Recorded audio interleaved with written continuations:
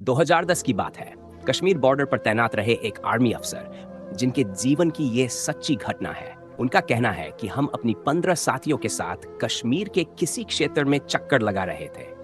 उन्होंने नाम नहीं लिखा क्योंकि इस बात का जिक्र करते हुए उन्होंने कहा, यह नाम देना उचित नहीं है, पर अपनी जीवन की इस घटना को मैं आप तक पहुंचाना चाहता हूं। उन्होंने आगे बताया, हम अपनी पलटन के साथ चक्कर लगा रहे थे। हमारे साथ 2 जीपें थीं। उन 2 जीपों में कम से कम 15 सिपाही थे और एक बड़े आर्मी अफसर थे। हम दिवाली के दिन जब उस कश्मीर क्षेत्र में चक्कर लगा रहे थे, तो रास्ते में एक मंदिर आता है। उस मंदिर में कुछ लोग ही थे जो दर्शन करने के लिए जा रहे थे। हमने भी अपने अफसर से कहा, अगर आपकी इजाजत हो और आज तो वैसे भी दिवाली है, हम दर्शन करके आ जाएं।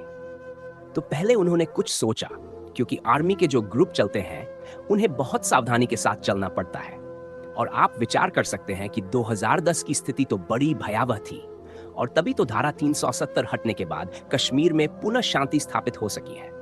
2010 का माहौल था, आपको क्या ही बताएं। दोस्तों, आगे बढ़ने से पहले कमेंट बॉक्स में इस वीडियो को एक जय हिंद के साथ शेयर जरूर कीजिए और कमेंट में लिखिए, भारत माता की जय, श्री हरि की जय। तो जब हमने उनसे ये अनुरोध किया, सर आज दिवाली के पावन दिन पर हम भगवान श्री विष्णु और माता लक्ष्मी का दर्शन करके आएं, तो थोड़ी देर सोचने के बाद कहा, समय ज्यादा नहीं लगाना, क्योंकि हमें समय के अनुसार चलना है। और दोस्तों, आर्मी की सब बातें समय पर निर्धारित होती हैं। ये सुनते ही हमने जल्दी से जूते उतारे और अंदर दर्शन करने गए। जैसे ही दर्शन किए और दर्शन करके बाहर आ रहे थे, तो हम क्या देखते हैं, वहां कुछ लोग एकत्र हो गए और उन्होंने अपने हाथ में पत्थर लिए हुए हमारी तरफ आ रहे थे। पहले उन्होंने 3-4 पत्थर हमारी गाड़ियों पर मारे। हम समझ गए हमारे ऊपर हमला होने वाला है। अब मंदिर में जब हम गए थे, हमारे पास हथियार तो थे नहीं। जो सारे हथियार थे वो हमने गाड़ी में ही रख दिए थे। अब गाड़ी तक हमें आना था। हम जल्दी से मंदिर से निकले, जैसे तैसे करके गाड़ी तक पहुंचे। तब तक लोगों ने पत्थर फेंकना शुरू कर दिया था। हम जैसे तैसे अपना अपना बचाव करके पत्थरों से बचकर गाड़ी में बैठ गए। हमारे कुछ साथियों को चोटें भी आई। किसी के माथे पर पत्थर लगा, किसी को हाथ पर पत्थर लगा, किसी के पैरों और अन्य अंगों पर पत्थर लगे। खून बहने लगा। मैं देखकर हैरान हो गया, क्योंकि मेरी आंख के ऊपर के हिस्से में पत्थर लगा था और उसका निशान अभी तक है। हम जैसे जैसे गाड़ी में बैठे, गाड़ी स्टार्ट हुई। वह लोग हमें पकड़ना चाहते थे, लेकिन हमारे ड्राइवर ने बड़े जल्दी से गाड़ी स्टार्ट कर दी थी। जैसे ही सभी गाड़ी में बैठे और गाड़ी चलना शुरू हुई, इस हमले की हमें जानकारी नहीं थी। दूसरे दिन अखबारों में इसकी निंदा भी की गई, लेकिन जब इस बात की जांच की गई तो इसका मुख्य सूत्रधार कौन था, तो हमें पता चला वहां के लोगों ने पहले से ही सोच रखा था कि दिवाली के समय में कुछ सिपाही तो अवश्य यहां दर्शन करने आते हैं, और जब वे यहां दर्शन करने आएंगे तो हम उन्हें पत्थरों के द्वारा मार डालेंगे। अब हमें तो इस बात की जानकारी नहीं थी। हमने तो दर्शन किए, ना हमारे मन में ऐसा कुछ भाव था। दोस्तों, दिवाली का पावन अवसर था, घर जाना मुश्किल था, इसलिए अपनी भावनाओं को दबा नहीं पाए और मंदिर देखकर ईश्वर दर्शन की अभिलाषा हो गई हमारी, क्योंकि सभी की मन में इच्छा थी कि हम आज दिवाली के पावन दिन पर भगवान का दर्शन कर सकें। इस घटना की जानकारी मिलते ही बड़े अधिकारी भी आ गए थे। उन्होंने कहा, अब इसकी आप सभी को सजा जरूर मिलेगी, क्योंकि आप सभी ने सेना के नियमों का उल्लंघन किया है। हमने सजा स्वीकार की। दूसरे दिन हमें सजा दी गई। पूरा दिन दौड़ाया गया और एक बहुत भारी कार्य हमें दिया गया, एक मार्ग बनाने का। एक एक व्यक्ति को सारे दिन में 15 से 20 किलो के पत्थर को उठाकर एक स्थान से दूसरे स्थान लेकर जाना था। हमने ये कार्य तो किया, पर हमारे बड़े अफसर इस बात में लगे पड़े थे कि यह हमला किस प्रकार हो सका। केवल 10 मिनट के अंदर इतने लोग कैसे एकत्र हो गए। जांच करने पर पता चला, जिस स्थान पर गाड़ी रोकी गई थी, उस स्थान के नजदीकी एक चायवाला था। वह चायवाला वही का कश्मीरी था। उसने ही अपने कुछ पत्थर मारने वाले लोगों को अपने इशारों से सूचना देकर बताया था कि यहाँ पर आर्मी की गाड़ियां आई हैं, तुम जल्दी से आओ। उसके द्वारा सूचना पाते ही इतने लोग वहां एकत्र हो गए। गुप्त सूचना के आधार पर उस चायवाले को चौकी पर बुलाया गया और गहन तरीके से पूछताछ की गई और उसे बुलाया गया। तुमने ही फोन करके लोगों को एकत्र किया है, तुमने ही संदेश भेजे हैं।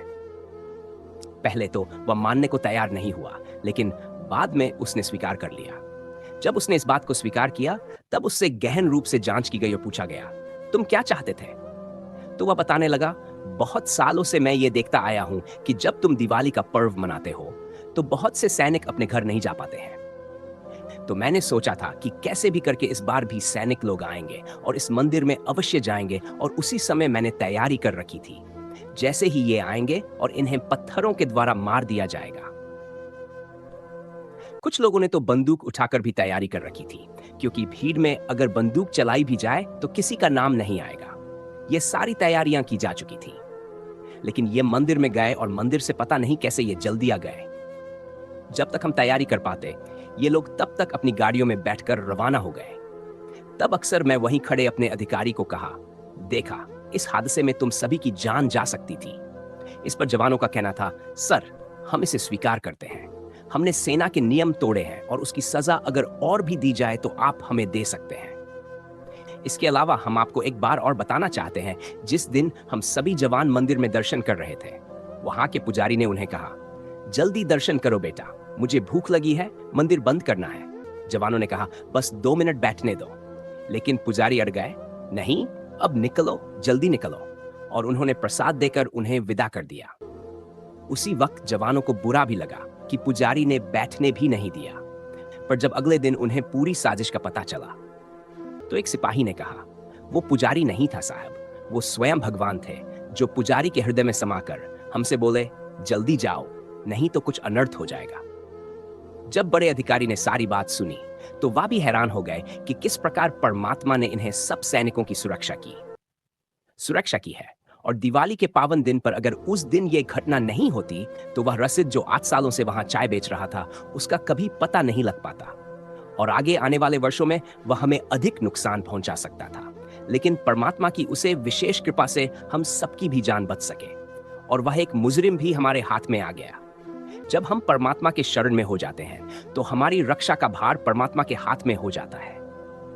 यह मेरे जीवन की सच्ची घटना थी, जिसे मैं आप तक पहुंचाना चाहता था। इस प्रकार उस आर्मी अफसर ने यह अपनी जीवन की घटना उन्होंने पुस्तक के माध्यम से प्रकाशित की है।